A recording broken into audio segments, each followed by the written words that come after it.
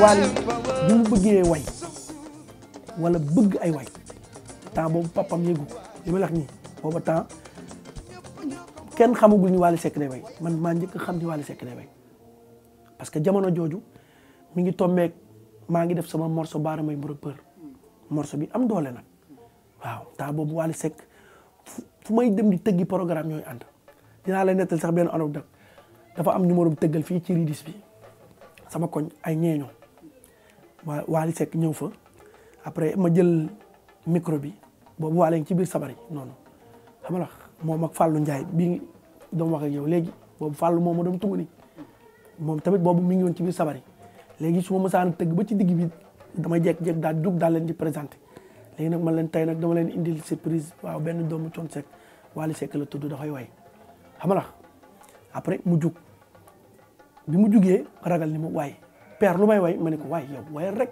wayal sa morceau papa yi wala dara Wally commencé way maaju xam nga gel yi commencé fecc xam nga léegi affaire yi neex man bëgguma mu arrêté xam nga mais gel yi daal dañoo jekk rek def benn bloc ñëw mbay si arrêté way waaw yaa ngi yàq suñu programme nanga ma ki sàng boobu xamaguñ ko xam nga man leen kii day way kii dafay way par force parce que man ngeen engagé mais moom day way ñu ma léegi nag ñun waylootuñu dañuy tëgglu léegi doy na kii na arrêté xam nga mais booba comme sama rakk la xam nga di jóge fu sori di ñëw pour bëgg ay way xam nga way na mi ngi ci biir bain bi maanaam bëgguma mu arrêté xam nga léegi nag bi yàlla dogalee loolu mu arrêté ma continuer di tëgg programme bi li yàlla di dogal ak ba ca topp bi muy ñëw fekk na Wally Seck def ngéwal Wally dafa def ngéwal rek macha allah nit ñi commencé ko bëgg gel yi ñëw sama kër def groupe mobilisation waaw bu ren moom suñu sabar gi nangam tëgg indil ñu Wally Seck di crise wuy sama ndey indil ñu Wally Seck man leen mukk du ma ko indi ay waa ji dimbali ñu indi Wally Seck man leen déedéet parce que Wally Seck daaw bi muy ñëw ak Wally Seck bii ñëw ren yéen xam ngeen ni sax bokkul. man ba mu ñibbisee commencé way daf maa jaaxal man personnel parce que mu ngi commencé way si mariage u magam boobu fekk fi papaam muy mariage u moomi mu yor micro di way sur boobu bu ma juumalee def naa ma penn Seck la fa fekk muy nekk di way sur boobu dafa jooyloo ñëpp. xanaa ñoom ñi ngi ko commencé xam ci jouru takku sëram moomi ci la jekk-jekk rek ñëw di way bi mu wayee jooyloo fa ñu bari ñu ni ay Wally Seck léegi day way ci fitam muur yi mu yolleeku ndànk nag dem ci Papis Ndiaye ni ko Papis man dama bëggoon def morceau Papis ni ko yow nanga ma ki sàngam ni ko léegi man naa ci def lu ma mën mais premier jour bi papaam di ñëw studio doom am lu muy enregistré ñëw rek yam net ci Papis di wayloo Wally mu ne ko comment non Papis daal yaa mën a yàq courant daal yow lii nii nanga ma ki sàngam noonu après Wally daal di rus daal di génn ndànk daal di dem ba papaam pare mu ñëw léegi nag bi Papis liggéey ak moom ba pare ci la woo papaam ni ko kaay déglu ñu ñëw déglu après xam nga ay ñoom maman kii ne ñoom ñëpp nañu commencé nangam ak sangam kii yaa ko jur ay way moo de ci moom xam nga après xam nga noonu léegi nag papaam ci lay soog a nangu léegi nag commencé corriger mais avant boobu fitu way beeg maanaam fi mu daan mbappatee pour way loolu lépp boobu Pikine la ak it ci programme parce que man booba bari na ay secteurs yu bari fii ci Ndakaaru maa fa daan tëgg ndax tellement que morceau baara may bërëg bër bi doole bi moomoon te fu ma daan dem dama yóbbaale ay plus de 4 waykat ñoom Biram Jeng daan way xam nga Badou nangam ak i sangam ainsi de suite Waly day dugg way xam nga la léegi nag foofu la affaire bi commencé. Je suis un produit de Papis Ndiaye. Je suis un élément de Papis Ndiaye. C'est notre chef d'orchestre. Papis Ndiaye, Papis Ndiaye, Papis Ndiaye.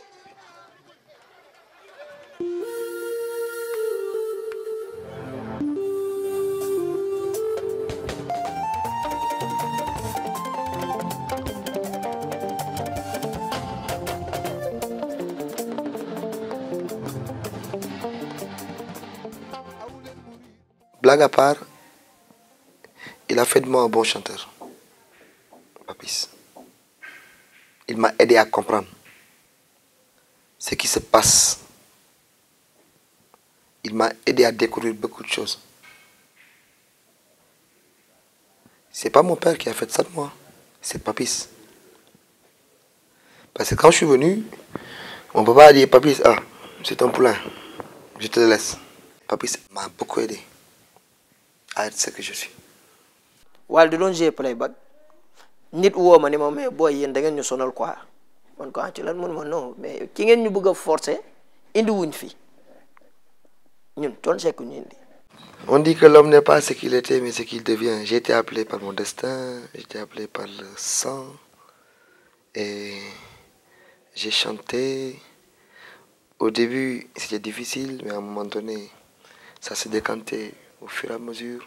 J'ai eu à rencontrer beaucoup de difficultés. Mais bon, c'était mon choix. Mais j'ai appris beaucoup de choses aussi par rapport au premier parti que je faisais pour mon papa. On peut dire que c'est une compétition. Un joueur de football qui ne compétit pas, il n'est pas assez fort. dafa am un jour ñuy joué CCS concert bu mag concert bu fees del Waly yëg ñu yëgee public bu yuux boobu Thione Seck loolu non xam nga Waly waaw non Thione Seck xam nga bu njëkk ñoo doon def première partie Waly doon def première partie après Thione Seck doo ko yëg Waly bi muy yëg foofu mu ngi fees del public bu yuuxu boobu waa famille Waly famille li ñu fa fees del Waly bi mu yëgee gars yi dugg morceau Waly def fausse note Thione Seck dugg na gars yi arrêté leen boobu sax ñu ngi naan xam naa day présenté waat Waly wala moo ko waajul wax mu ne musiciens yi arrêté leen musiciens yëpp arrêté noo xoolal mu jël micro mu ne ko noo xoolal tu as chanté faux noo xoolal li nga way xoolal noo dara baaxu ci musique bi jaar ni Waly jaar ni xam nga loolu artiste mën na ko def après dawaat ci biir musique bi mais comme que def na ko ci saasi rek moom doo koy wàññi ci saasi man bi muy jël micro bi xaw ma lu mu doon wax dafa arrêté musique bi ne leen sama doom la te man nit ñi dañ maa xam ci woy bu tegu dafa faussé léegi dañuy reprendre affaire bi pour woy publiquement Waly bët yu xonk jur ay taxaw ci wetam jour boobu nag moo def Waly woykat bi ne teg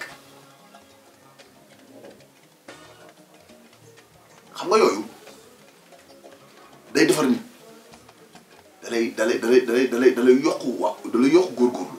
C'est difficile parce qu'il ne te pardonne rien du tout. Ça, je te le dis. Quand tu es le fils de Thione Seck, tu n'es pas pardonné.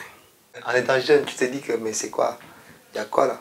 ci carrière Papa Thione dafa sacrifier boppam pour Waly ci benn côté.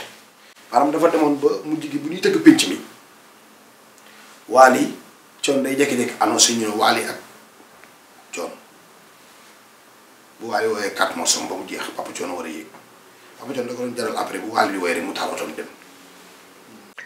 Oh, il y en a qui disaient que son papa est venu pour me le forcer parce que c'est le fils de Thione Seck. Donc j'avais une tâche, j'avais un défi à relever. Je devais travailler comme pas possible. benn jour ñu waxtaan ci ma ne ko père public bi yaa ngi koy perte ci ay mënuma li ma defal Assane Ndiaye defal ko Ousmane defal ko Mapenda dama bëgg Wally jaar ca. J'ai appris beaucoup de choses. Actuellement, j'ai 4 albums. J'ai eu à faire des grandes scènes. Je me suis décarcassé. J'ai eu à tracer mon propre chemin. Wally way moo ko bëgg Wally way moo ko bëgg ba nii gars yi li ñuy daj ak fa ñuy jaar ci ay way sax moom jaaru fa mais daanaka bu sëqatee yaram bi moo bari harmonie macha allah way moo ko bëgg. D'un côté c'est Latou Griot, de l'autre côté c'est spirituel et au final c'est un don. que Wally bi muy ñëw dafa am saasu fekk papaam teg ay fecckat muy Amady ak Ahmed te yaakaar naa ni kenn ëmpalewul ñaar ñooñu ni ñu mel ci moom Amady moom du ko may jàmm moom day xuloo moom day tàngal non booy nanga ma gis tàngam lii laa da ngay fecc ñu ànd ak Ahmed ñuy def ay calligraphe tey boo xoolee ay lu ne clip bi maanaam ñu ngi koy feccloo après Wally bi mu demee ba gis loolu def ko defaat ko après mais maanaam pourquoi pas parce que lii mënut a ñàkk moom ci li muy def parce que tey mënoo ñëw rek taxaw di way rek ni yokk benn place foog ngay bouger bi mu demee ba xam ni moom ñi kat jeune la ñi nekk ci ginnaawam ay jeune lañ public bi mu jàkkaloo ay jeune lañ mais après mais da ngay xam nga maanaam da ngay oser di def xam nga même boo nekkul fecc kat maanaam doo bëgg taxaw ni yokk rek benn. Papa Thione dafa lay jàngal li nga war a sol non li nga war a comporter même na benn bis Wally di woy mu jékki-jékki na ko man ak yow duñu benn day topp ci yi di bouger man noonu la ma yàlla bindee mënu ma fecc mënu ma bouger mais artiste du taxaw et puis booy woy del sigi di xool public boo arrêté wul nii ngay woyee dootoo yëg ci kaw scène bi di woy da koy cuub yow Amady kii yéen a ko mën a def muy am fit. man def naa Wally Seck chanteur danseur moi j'ai fait Wally Seck chanteur danseur et maintenant il le fait très bien son yu bees yi bon danse yu bees yi parce que lu ñëw rek day am na jamono ñu ànd ak li fi ne di def li fi ne moom tam mu comprendre ne xam nga affaire bi du chanteur bi dafa war a taxaw rek yor micro taxaw sur place rek di way déedéet affaire bi du loolu moom dafa comprendre ne après chanteur bi dafa war di way di bouger di ànd ak ay danseurs di bouger fan si tamit di bouger ànd ak moom c'est ça. amaana tey su fa fekkuloon ay fecckat parce que ñun tey tëbuñu di fecc ñun jouer rek lañ mën mais fecckat yam fa fekk mayuñu ko jàmm ci del bouger del fecc di àndandoog moom ay calligraphe te ñooñu dañoo mën a fecc kenn dàqu leen fecc Sénégal fii kon moom par force dafay fecc. Franchement parlant, j'ai dépassé le talent, moi. Modestie à part. Seul le talent ne suffit pas pour être une star. Il n'y a pas que le talent. Donc moi, je ne me limite pas au talent, moi. Il y a autre chose derrière le talent. Musique dafa am lu mu laaj te moom dafa ci tabe Wally pour bu def album bu ko jaree mu def ci 20 millions pour léppam baax léppam tegu da koy def da koy jaral. mu nekk nag koo xamante ni fierté la pour ànd ak moom ndaxte yaakaar naa ni amul benn musicien bu nekk ci réew mi te ñaanoo yàlla wala nga souhaité woon jouer ak moom ndax xolam ak bi mu dikkee li mu apporté ci musique sénégalais Wally Seck bi muy ñëw xaj na musique bi am na fu mu nekkoon waaye nag ku yokkul ku ne yaa wàññi te bi mu dikkee dafa yokk macha allah Ramdan gaa ñi ñu ngi dawal ay oto xam nga ñeewuñu seen benn moroomu musicien te yaakaar naa ni loolu bi mu dikkee ci la gaa yi wax ni c'est le premier nit bu def loolu ñëw fekk say musicien ñëpp ku ci ne ci ñoom nga tàllal ko oto jox ko muy dawal ñi gaa yi bu kenn jël taxi yaakaar naa ni loolu yomb. Le jour que je me suis dit oh Wally, tu peux être fier de toi, c'était au 6S. J'étais à Paris. Ma femme m'a appelé et m'a dit que les conteneurs sont arrivés. J'ai dit ah ouais. Ok, comme je suis pas là, allez ouvrir les conteneurs. Elle est partie avec mon équipe. Ils ont ouvert les conteneurs et ils descendaient caisse par caisse. Ils descendaient pièce par pièce. Les fly. Je voyais le matériel Faramareen, la logistique, avec les camions brandés Faramareen. J'étais trop fier. J'étais trop fier. J'étais trop fier de moi-même, vraiment. Parce que prendre des centaines de millions et en étant jeune, tu dis que non, je prends le risque d'acheter une logistique parce que c'est mon moyen de travail. C'est pas destiné à tout le monde. C'est pour cela que j'ai dit, il faut nourrir ce que tu fais après pour en guérir. li may wax rek Wally dafa mës a nekk nit ku mës a am rigueur def salance am rigueur def maanaam nit ku yàgg am ambition parce que bi mu dikkee Tic Ramdan ñoo def Ngéwal album Ngéwal defal ko ay morceaux mu génn parce que déglu na public bi ñii ni waaw moom day way comme papaam ñii ni moom day nangam ak i sàngam mais xam nga nangam ak i sàngam te boobu am na public gu papaam ba pare mais bi mu bëggee beneen public nag ci la jël nag ay risque am nag man kat dama bëgg a dem pour wuti leneen lu may tax ma am différence ak sama papa parce que gis naa ni moom fi mu nekk rek man bi ma dikkee fa laa nekk mooy damay way comme moom loolu nag jéem naa ko dindi ba sonn mais mënaguma ci dara parce que heure bu ma déggee gamme yi ñu may jouer ak harmonie yi rek maanaam je suis obligé foog ma way comme moom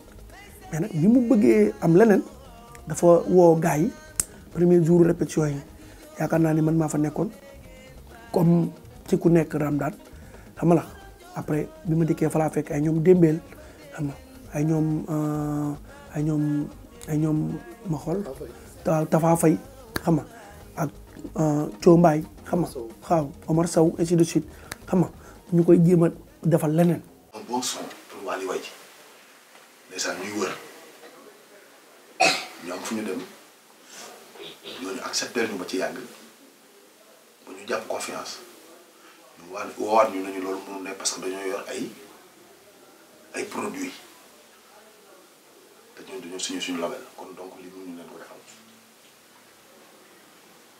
maanaam wax waxeet quoi bi ñu xoolee ñuy gëstu di gëstu nan dem ci pôle bi nekkoon ci Viviane ñu demee ci pôle di gëstu ndeysaan ba defar benn morceau bi ñuy defar morceau bi ndeysaan li yàlla di def rek gis nga àdduna moom mi ngi noonu rek loolu li ñu naan loolu doon sëriñam Secka ñoo fekk ñu fa. Wally dafa ma woo invité ma ci benn morceau mooy morceau bi muy way bi ma nekkee xale nii lañ daan foowee ma ñëw mu woo ma téléphone ma fekk ko ci benn studio dafa naa booru Sacré Cœur la woon bi ma ñëwee mu tegal ma morceau bi ma déglu ko ba pare ni ko Wally morceau bi de naaj na trop mais soo bëggee def lu rëy da nga koy defee fu rëy am naa gis naa benn studio bu ñuy woowee Factory man def naa fa ay morceaux mais studio boobu ak sonorité yi ma fa dégg su fekkee def nga fa enregistrement mën nga am album bu baax parce que xam naa ne buñ la arrangé sa album di nga ci am li nga bëgg moom tamit vraiment muy ku dal ku neex a digal fi ma ko waxee la ma nit nañ dem léegi nga wan ma studio bi jour boobu man ak moom ñoo ànd ci otoom ñi ngi ñëw maa ngi boobu defe naa seen technicien bu ñu woowee lamp moo fi nekk lamp laa woo mu ne maa ngi ci studio bi de eggale ay liggéey ma ne ko kon ñoo ngi ñëw dafa am sama benn rakk bu ma lay présenté Waly xam nga ko mu ne waaw mu ne kon maa ngi leen di xaal boobu ay 1h du matin 2h du matin jot na. Quand ils sont venus, c'était carrément introduit. Il était là, si je me souviens, avec un de ses oncles qui s'appelait Pape Mbaye Gueye. Et si je me souviens bien, avec Amady Badiar. En tout cas, ils n'étaient pas nombreux, mais ils étaient au moins 4 ou 5 personnes. Donc, un certain Bouba Diop, je pense. Voilà, c'était 4 ou 5 personnes. Donc, ils ont introduit, on a discuté. C'est à partir de cette discussion, j'avoue quand même que c'est là qu'il m'a séduit. Quand on est venu, j'ai vu ça et j'étais ébahi parce que je me suis dit que non, c'est impossible, on ne peut pas avoir ça aux banlieues. Parce que c'était trop risqué de prendre des centaines de millions, d'implanter ça aux banlieues. J'étais content. D'un côté, je me posais la question, c'est qui? J'ai fait le tour de le studio et j'ai vu Lamp, que j'ai connu avant, avec Baba Carlo. Donc on a discuté, je lui ai dit je vais passer faire un single. La première chose qu'il m'a dit ce jour-là, si je me souviens, c'était grand, man mënuma woy quoi, damay jàng rek. Et j'ai quand même beau essayer pexe bu ne maa ngi koy def di góorgóorlu di nangam mais affaire bi dafay dëgër quoi fu ma koy yaakaar yëpp à chaque fois ni muy war a demee du demee noonu. Mais xawma la daal mais dama jàkkaarloog yow mel dama mu yëg-yëgu nii voilà quoi je peux avoir quelque chose ci yow quoi li ma dese ci fans ñu fidèle ci man bare wuñu trop te am na kersa mot à mot am na kersa wu di defaat même affaire yi quoi parce que dama gis ni dañ ma téye rek mais liñ ma war a téye dëgg ëndeeguma ko te maa ngi jéem lu ma mën maa ngi koy def ba tax na yaakaar naa ni su ma juumul yaay nekk sama dernier recours si ça marche pas je pense que damay dem kaaw waaw ça ku dee ak sa bàmmeel quoi donc et quand il m'a dit ça sama yaram daf ma affecté j'ai vu un jeune courageux qui avait envie de mooy il faut ma génn ci quoi. dama am liggéey bu baax a baax je dis pas sur la planche et que dama war a liggéey li ma waxee rek dañuy waxtaan ak Lamp chaque fois mu ne moo may expliqué ne ma tu chantes pas ça lii laa bëgg nga woy ma ko Lamp li neex na mu ne ma xooluma li la neex damay xool li neex na donc loolu mooy mi ngi éveillé yeneen loo xamante ne ci man ku nekk woon ci man. daf ma joxoon cër bu kéemaane ak confiance bu doy waar musul discuter musul werante li may def lijjantiwu ko jéemul ko xam jéemul c'est pas son problème maanaam grand yow daal wax ma li nga bëgg ma def ko même quand on faisait les voix je me souviens ma ne ma grand même bu may mënu ma sax jaar ci ni mu ko doon waxee taxaw ci kanam micro bu may wax ma li nga bëgg ma wooy même su ma ko mënul wax ma koy jéem même bu mu dee damay daanu wooy ba daanu ci suuf sax garaaw. Lamp Fall tu vois il a beaucoup fait pour moi vraiment et jusque-là jusqu'à présent tout ce que je fais il amène sa touche depuis notre première rencontre il a participé à tous les albums que j'ai fait. bi mooy ko laajee ni ko lan ngay xaar ci man ñeent ba juróomi mbir yi ma njëkk a wax daf ma marqué bi ci njëkk papam la ma njëkk a wax grand mu ni ma man dama bëgg a siiw am succès am moo ni ba penc mi mën di yëngu ndax jamono boobu penc mi daaw yëngu lool moom première partie la daan def 2 ou 3 morceaux. c'était l'un de ses défis moom la ma njëkk a wax sama baay laa bëgg a dimbali barke Cheikhul Khadim waaw dama bëgg di yëngal ba muy yëngu sama papa jël retraite toog wax ma weer wu dee lu mu soxla ma jox mais may mën a duy penc bi boobu am fa sax daal ma ne ko ok d'accord ak ban mun ma bëgg naa am succès lool de ba fu ma taxaw di woy gars yi di daanu ma ne ko ok d'accord ak ban ma bëgg naa lu ma sol mu xew quoi grand parce que lu ma sol gars yi dañuy coow rek quoi boobu j'avais compris ce qu'il voulait faire en essayant d'y imposer benn colin wala yooyu di ma limal ba ñeenti juróomi mbir mais yi ma ci gënoon a marqué yooyu la woon bi ma waxee yooyu ba pare je me souviens tontu bu gàtt laa ko tontu rek man tamit dama am yëg-yëg vraiment flair yëg-yëg goo xamante ni non booy bi mën naa régler problème am maanaam il m'a convaincu li ma ñeneen ñi mënul woon ci man moom il a réussi. Chéri boy ma génnu léegi bara mu ne fa mu metti fas yéene ko yóbbu. Wally suñu mbër ñun li tax Wally doon suñu mbër mooy nit booy faral da ngay faral ku neex a daan te lu mu songu ci kàttanu suñu borom du ko daan du koy fel bi ñu ñëwee lu ne bi c'est-à-dire que li taxoon ñu am ci yaakaar mooy Wally dafa décidé woon way bi mooy il faut ma wan ñi may kat mu dugg génne album lu ne ñi naan ah neex na de ñi naan pourtant booy bi mun naa way de mais est-ce que kii booy bi la ñu naan est-ce que du studio bi daa am ñii luñ def ci voix yi ngay dégg version bu ne. Le cible que j'avais c'était de 6 ans à 36 ans 38 ans maximum, c'était mon cible. Donc la quarantaine, s'ils apprécient, c'est un bénéfice. Donc c'était ça mon objectif. Et je me souviens à chaque fois quand quelqu'un écoutait l'album, tout ce qui se disait, mais ce qui chante là, c'est le fils de Thione? Ah non, c'est pas possible. Pourquoi? Parce que le timbre avait changé, le style avait totalement changé. ñu commencé nangu de petit à petit ñu demaat ba ci biir day naan mais boo ko dégloo quelque temps day naan mais album bi dafa neex.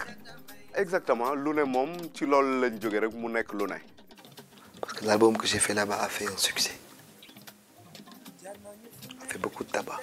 bi ma ci gisee mu def album boo xam ne vraiment ñëpp a xam ne album bi liggéey nañ ko ku ko déglu tamit li ngay njëkk a laaj mooy fan la defee prise yi loolu man sama mbégte la sama kontaan parce que man maa wax ba mu ñëw fii te xeebul woon li ma ko wax. Le mois de décembre, j'ai commencé à jouer le 8 jusqu'au 3. Il n'y avait même pas un jour off. Je veux pas être identifié en fait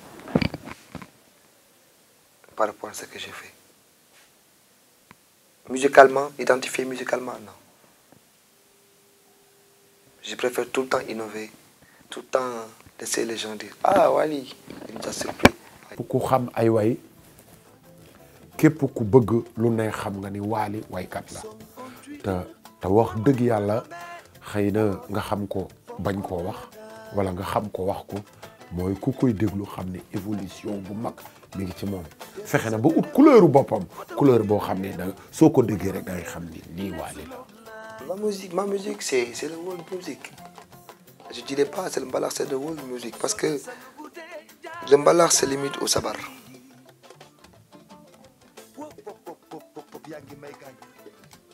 Et moi j'utilise pas que le sabar. C'est le world music. Je fais des afrobeats,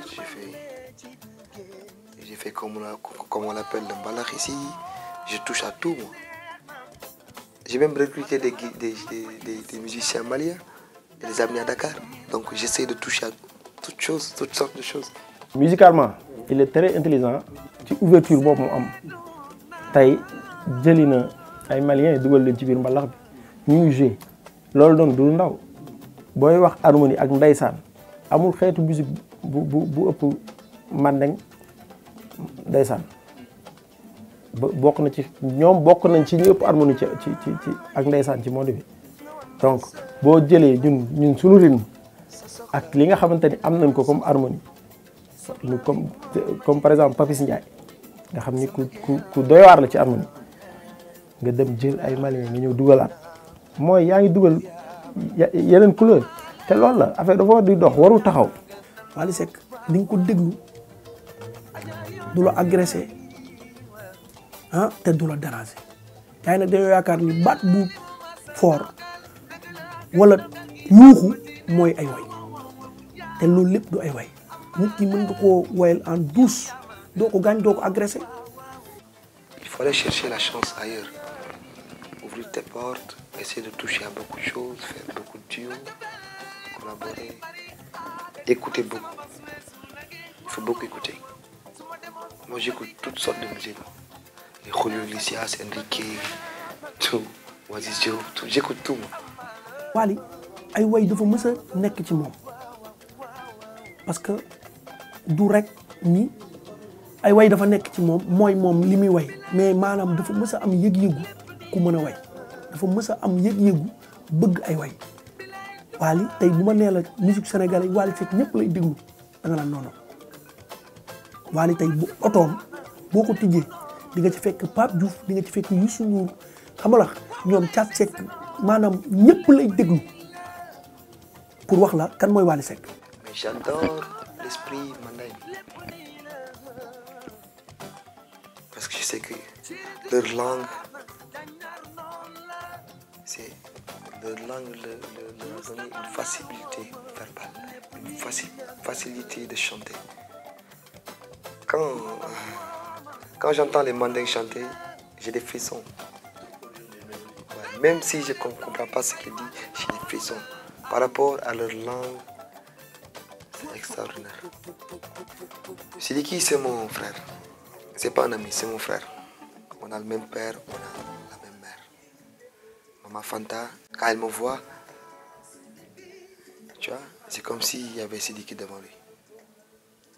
C'est une personne qui m'aime beaucoup. Et je l'adore aussi. Maman, je t'aime. Bon, j'ai des amis. Je suis entouré de mes amis. Les Ousmane Cham, les Toumani, les Baïfal, les Pape Moda. Tu vois, je suis tout le temps avec eux. Quand je suis fatigué,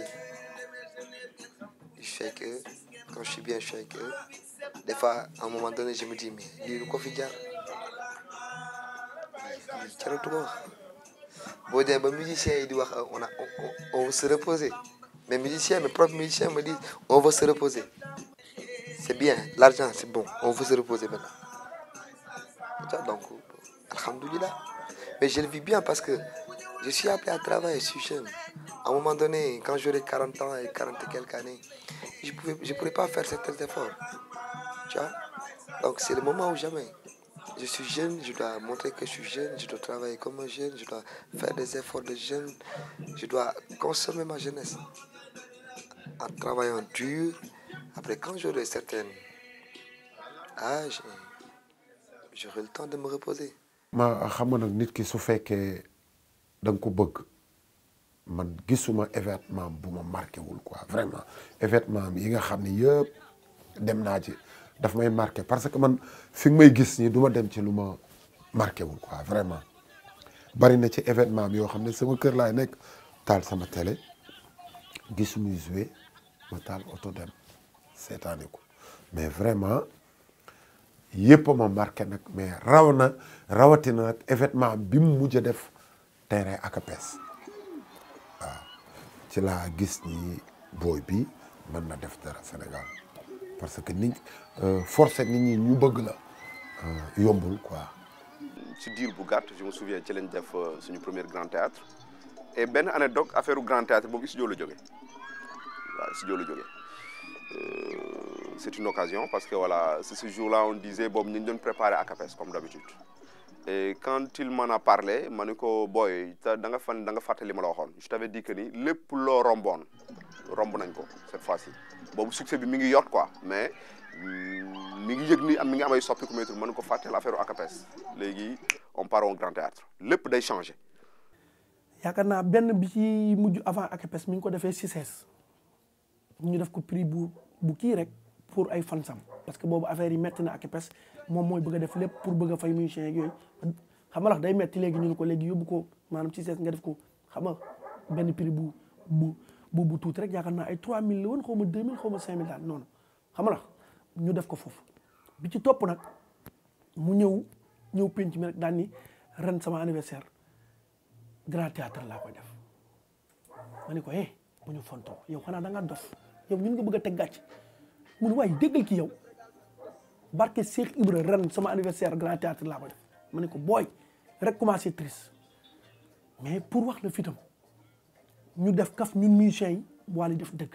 Le Bercy m'a beaucoup marqué fi gën a mag boo koy xool ci 35 ans la soo ko yam wala boog gars yi li ñu doon wax du maanaam du dëgg ci ñoom dañ ni woon musique bi dañuy jooy relève bi xale bu ndaw ñëw di investir ci musique bi mu fi juddoog léegi li mu fi dépensé ci xaalis ci musique amul maasam bu ko def ay papaam ne fi li mu fi def ci jaloore ci musique bi defuñu ko moo ñu fekk ñun ay xale yu ndaw lañ di soog a débuté musique mu def ci ñun def ñu ay noble jox ñu ay oto ñuy dawal ku ci nekk mu teg ñu ci condition yu leer di ñu fay namuñu dara xale bu bëgg a dem nañ ko bàyyi mais lu ne def nañ ko ko Wally misil bu ne sànni nañ ko pour bëgg a tas orchestre bi bu ma nee la répétition jàppante na Wally ñuy waxante lu ne te lépp rek ndax bëgg a faagaagal bis bi waaye nag yàlla nit ku baax la nit ku bëri sutur la moo war lii lépp mais ñun ay xale lañ rek bu ci leneen nag naree am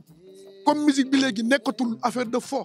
mais xeex bi ñu xeex nag moom maag moom loolu Bercy la woon nag ndax nag Wally Seck bu bëggee jekk-jekk moom à part Youssou Ndour Sénégal koo wax Bercy mu bañ ñu la dew ma wala Bercy am na borom ñu ñëw ñu ni Wally Seck Bercy moom mu nangu loolu non bi mu dikkee nag di ko wax dama ko ni yow nag wax ak yow mi ngi bëgg a jot gars yi ñii xaqataay ñii tiit ñii nangam ak i sàng parce que Bercy affaire la boo xamante ni saa yi damay dem Bercy rek am nga problème parce que bu boobaa nag misil yi day jug nag yaat yi jug nag parce que waroo dem parce que fii xam nga la du ko jug rek war a faa dem coow li bari lool affaire bi ni xam nga doo mën a sax comprendre ci la ñu ko doom colomotive naan saak beeg dafa yor saag dafa lii lépp rek ndax bëgg a tekki tànk mais mu am fit nag lool xam nga parce que yaakaar naa ni li mu maanaam Bercy jour ba méttiwul mais préparer Bercy ak avant Bercy da ngay dem Bercy lay xew lépp ci diggante bi pour nga dem Bercy loolu mooy problème Bercy. Bercy beneen affaire la woon ci ñun tombeeg góor gi xawoon nekk ci ay xat-xat mu engagé wu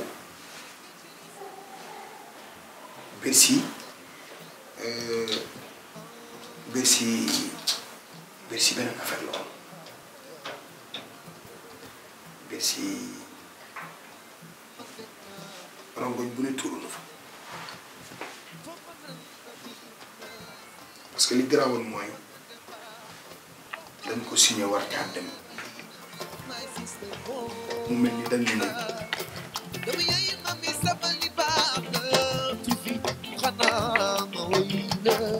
Bercy beneen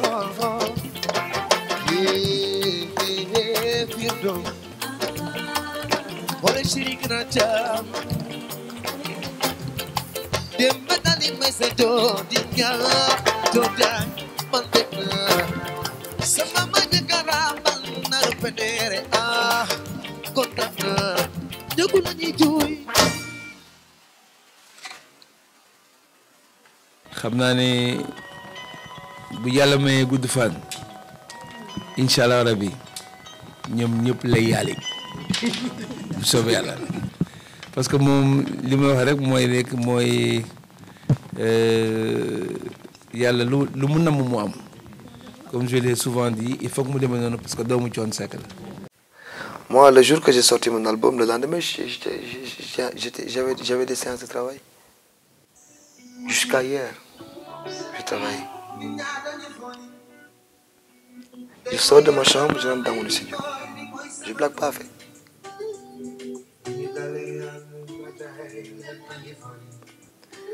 Actuellement, j'ai minimum, là, ici, j'ai minimum 63 sons.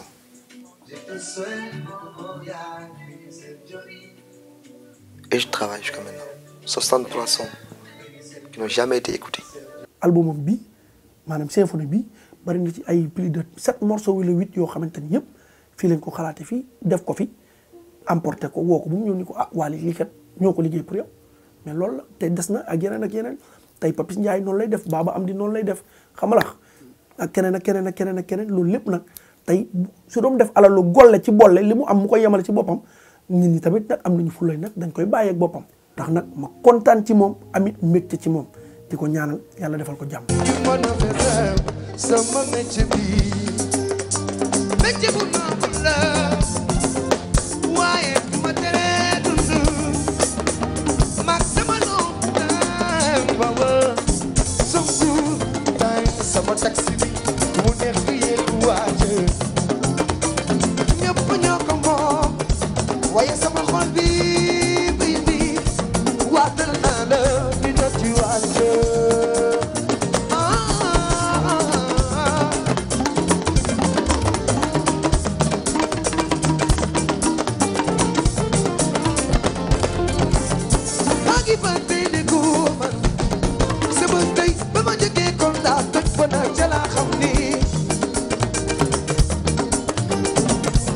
maag yow yëgal ma yëg wàccal ma wàccal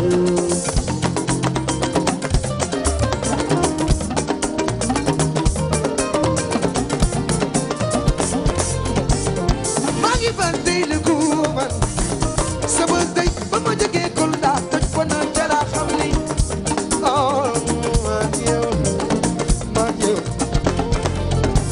yëgal ma yëg wàccal ma wàccal sama digal ngay doxee noppal na ma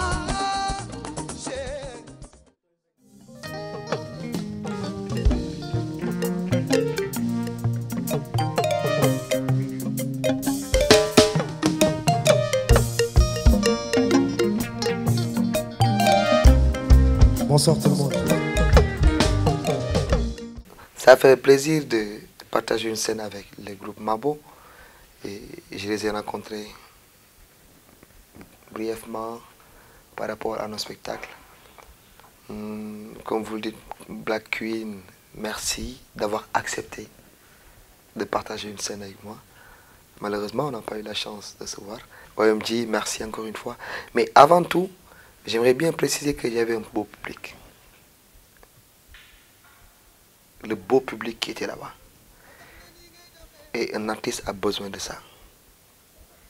Des autorités, le beau public, trop calme, zen, classe, qui t'écoute chanter, qui t'écoute t'exprimer, c'est très très important. J'ai eu à rencontrer une blanche, oula, une grande chanteuse, hein. Je ne sais pas comment elle s'appelle, j'ai oublié son nom. Noga, mais une excellente chanteuse. Donc ça m'a fait plaisir. Et si c'était à refaire, je vais le refaire. Si tout était digital ici, mais normalement, je pouvais avoir 2 ou 3 disques d'or. Ah ouais. Digital, c'est sortir du côté informel et d'être formel, pour moi. maag yow yëgal ma yëg wàccal ma wàccal